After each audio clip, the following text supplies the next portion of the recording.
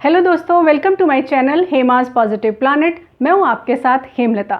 सबसे पहले आप सभी को कृष्ण जन्माष्टमी की ढेर सारी शुभकामनाएं। परित्राणाय साधूनां विनाशाय च दुष्कृतां, परित्राणाय साधूनां विनाशाय च दुष्कृतां, धर्म संस्थापनार्थाय संभवामि युगे युगे। दोस्तों, गीता के अध्याय 4 के इस 8वें श्लोक में भगवान कृष्ण के संपूर्ण जीवन का सार परिलक्षित होता है।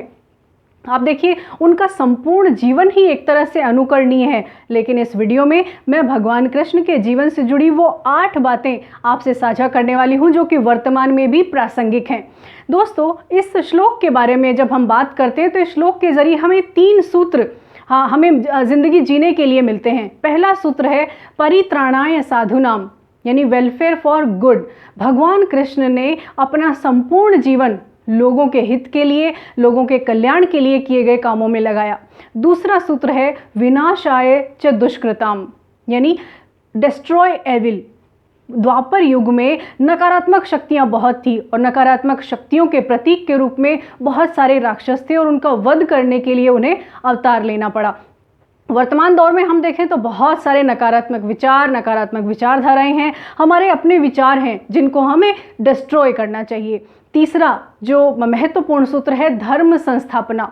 धर्म संस्थापना को आप ऐसे समझिए कि भगवान कृष्ण ने कभी भी अधर्म का साथ नहीं दिया, यानी एथिक्स के लिए उन्होंने काम किया, प्रिंसिपल्स उन्होंने सेट किए और अधर्म का साथ देने वालों को उन्होंने न्याय का, धर्म का पाठ पढ़ाया। तो ये इस सूत्र से हमें समझ में आता है कि भगवान कृष्ण ऐसा कहते हैं गीता में कि जब जब पृथ्वी पर अन्याय बढ़ेगा या जब जब पृथ्वी पर विनाशकारी शक्तियां बढ़ेंगी, तब तब भगवान को अवतार लेकर इस पृथ्वी पर आना होगा। तो दोस्तों, ये एक श्लोक है जो महत्वपूर्ण है, जो हमें वर्तमान जीवन में अगर हम इस श्लोक के जितने भी सूत्र हैं उसको हम अपनाएं तो अपने जीवन को और बेहतर कर सकते हैं।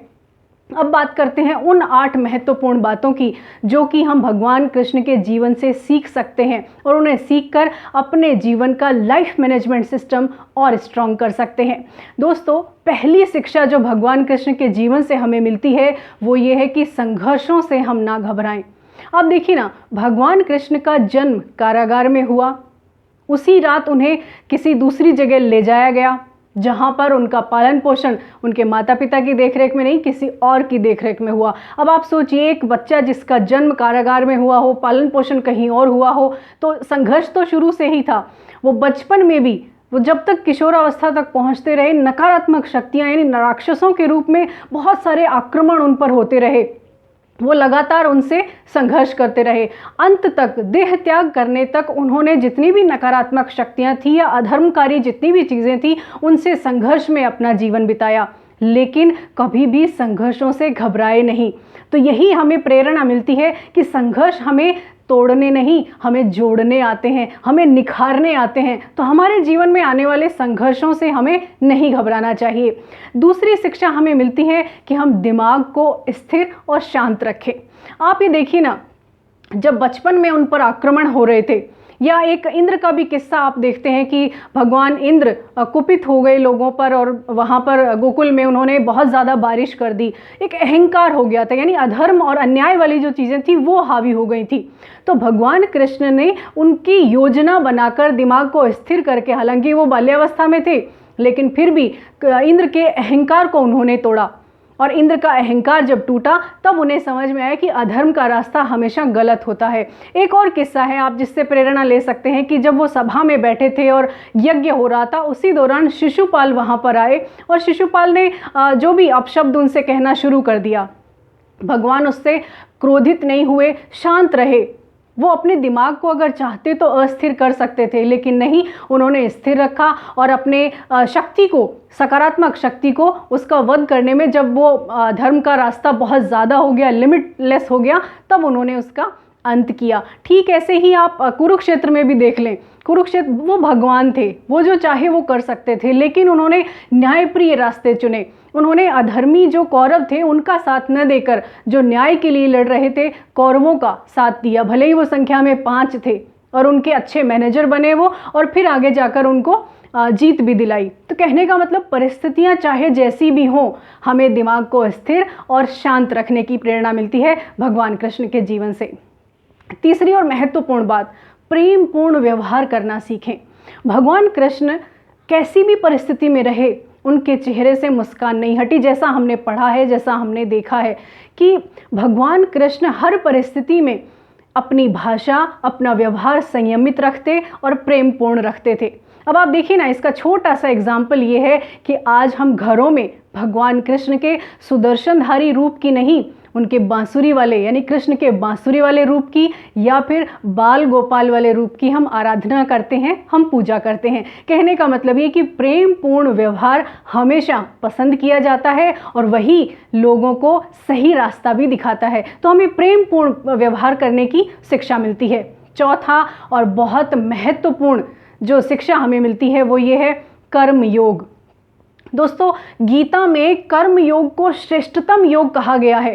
कर्मण्येवाधिकारस्ते मां फलेषु कदाचन मां कर्म फल हेतुर्भुर्मा ते संगोस्त्व कर्मणि, यानी निष्काम भाव से कर्म किए जाने को ही गीता में श्रेष्ठतम योग कहा गया है।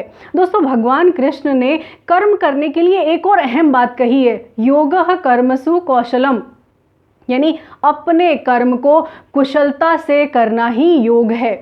दोस्तों, हम यही तो एक मिस्टेक करते हैं अपने जीवन में कि हम काम तो करते हैं लेकिन फल की चिंता पहले करने लगते हैं। हम शॉर्टकट्स अपनाते हैं। शॉर्टकट्स नो डाउट आकर्षित करते हैं, उनका परिणाम भी जल्दी मिलता है, लेकिन वो परिणाम हमेशा दुष्परिणाम में बदल जाता है। इसलिए भगवान कृष्ण के जीवन से कर्म करते रहने की शिक्षा मिलती है। अपना कर्म करें, पूरी निष्ठा और लगन से किए गए काम का परिणाम देर से मिले लेकिन मिलता ज़रूर है। तो दोस्तों, कर्म योग के प्रति अगर हमें सजग होना है तो कर्म योग की ये शिक्षा भगवान कृष्ण से हमें ग्रहण करनी चाहिए। पांचवी शिक्षा हमें मिलती है कि हम कैसी भी परिस्थिति क्यों ना आए, हम टैक्टफुल कम्युनिकेटर की तरह बात करें। टैक्टफुल कम्युनिकेटर आपने सुना ना, बुद्धिमत्तापूर्ण संवाद हो हमारे। भगवान कृष्ण जब जब भी जहाँ जहाँ भी बातचीत के लिए गए, उनकी बातचीत से लोग प्रभावित होते थे। आप छोटा सा किस्सा आपको भी ध्यान होगा कि जब वो शांति वार्ता के लिए कौरवों के पास जाते हैं, कि जब वो युद्ध को टालना चाहते थे, वो नहीं चाहते थे कि इतना बड़ा युद्ध हो, किसी तरह से मसला हल हो जाए और पांडवों को उनका जो भी हक बनता है उसमें उनको हक मिले। वो शांति वार्ता के लिए गए और उनकी जितनी भी बातें हो रही थी वो नेगोशिएट कर रहे थे उनके साथ। जितने भी उनकी तरफ से जो दलीलें दी जा रही थी उसमें भगवान कृष्ण ने नेगोशिएट किया। उन्होंने तो यहाँ तक कहा कि एक एक ग्राम ही दे दीजिए, यानी उन्होंने विरोध नहीं किया, क्रोध व्यक्त नहीं किया, बहुत ही समझदारी से संवाद किया। और अंत में जब कोई हल नहीं निकला तो विकल्प के तौर पर युद्ध को चुना। और एक और एग्जाम्पल आप टैक्टफुल कम्युनिकेशन का देख सकते हैं कि जब अर्जुन कुरुक्षेत्र के युद्ध में बहुत ही निराश हो गए और वो नहीं चाहते थे युद्ध करना, तो उन्हें मजबूरन उन्हें वो याद दिलाना पड़ा कि भाई आपको अपना कर्म करना है। और कर्म करने के लिए उन्हें वो सारी शिक्षा दी जिन्हें आज हम श्रीमद् भागवत गीता के रूप में देखते हैं दोस्तों। और गीता के इस ज्ञान को दुनिया का श्रेष्ठतम ज्ञान भी कहा जाता है। तो हम ये देखें कि भगवान कृष्ण के जो संवाद करने के जो तरीके हैं, जिस तरह से बुद्धिमत्तापूर्ण तरीके से उन्होंने काम किए, वो हमें अपने जीवन में उतारने की आवश्यकता है। एक और अहम बात कि जब भी कोई भी परिस्थिति आई वो डाउन टू अर्थ बने रहे। दोस्तों, डाउन टू अर्थ बने रहने के बहुत सारे एग्जाम्पल आपने देखे होंगे। जब वो ग्वाला थे तो अपने जो ग्वाला जो जितने भी साथी थे उनके साथ वो पूरा वन में विचरण करते थे और गायों के रक्षक बने, इसीलिए तो हम गोपाल कहते हैं उन्हें। यानी एक साधारण इंसान की तरह उन्होंने अपना जीवन बिताया। दूसरा, सुदामा के साथ मित्रता निभाने का जितना भी हमने पढ़ा है, देखा है, वो सब इतना हमें शिक्षा देता है कि हम भी अपने रिश्तों को निभाने के लिए डाउन टू अर्थ बने रहें। इससे भी सुदामा की जब मित्रता आपने देखी है, अर्जुन के साथ भी मित्रता आपने पढ़ी होगी कि वो चाहते तो युद्ध को 1 मिनट में वो ख़त्म कर सकते थे। वो तो भगवान थे, उनके पास तो सब कुछ सारी शक्तियाँ थी, लेकिन और ना ही वो सेनापति बने अर्जुन की सेना के, वो सारथी बने। तो इससे हम समझ सकते हैं कि डाउन टू अर्थ रहने में इंसान सहज रहता है। हम जितना सहज रहेंगे उतने ही हमारे काम ज़्यादा सक्षम कर पाएंगे हम अपने काम, और उतने ही ज़्यादा उनके परिणाम जो है वो सफलता दिलाने वाले होंगे। दोस्तों एक और बात कि वो बहुत ही अच्छे योजना बनाने वाले थे, यानी वो मैनेजमेंट के, आज हम देखते हैं कि मैनेजमेंट गुरु के रूप में उन्हें जितने भी मैनेजमेंट स्टूडेंट्स हैं वो पढ़ते हैं उन्हें, यानी इस तरह से काम करें कि बिना योजना के कोई काम ना करना पड़े। वो चाहे बचपन में राक्षसों का विनाश कर रहे थे या फिर किसी तरह के युद्ध की वो योजना बना रहे थे, किसी भी काम को बिना योजना के उन्होंने नहीं किया दोस्तों। और योजनाबद्ध तरीके से ही महाभारत का युद्ध भी लड़ा गया, ये हम सब जानते हैं। अगर योजना न बनाई गई होती तो महाभारत का युद्ध 100 कौरव होते हुए भी वो हो सकता था, वो जीत सकते थे, लेकिन 5 पांडव यानी इतने कम लोग होकर भी अगर युद्ध जीते तो उसके पीछे भगवान कृष्ण की योजनाएं ही थी। तो कोई भी काम करें हम जीवन में पहले उसकी प्लानिंग कर लें, और अगर फिर हम उसका एग्जीक्यूशन करें तो निश्चित रूप पर वो काम सफल होगा। अब जो लास्ट जो सबसे इम्पॉर्टेंट है वो ये कि परिस्थितियां चाहे जैसी भी हों, पॉजिटिव माइंडसेट बनाकर रखें। आप देखें ना, बचपन से लेकर किशोरावस्था तक और जब बड़े होने तक कितने संघर्ष आए। उन्हें अपने सगे मामा कंस को की भी हत्या करनी पड़ी, क्योंकि वही उनके जीवन को अंत करना चाहते थे। अधर्म के साथी थे सब लोग, उनको उन्होंने कहीं ना कहीं मोक्ष के लिए प्रेरित किया। अगर उन्होंने राक्षसों का अंत भी किया तो उनको मोक्ष दिलाया। दोस्तों पॉजिटिव माइंडसेट रखने से ही ये सारी चीज़ें सक्षम हो पाए वो अपना काम कर पाने में।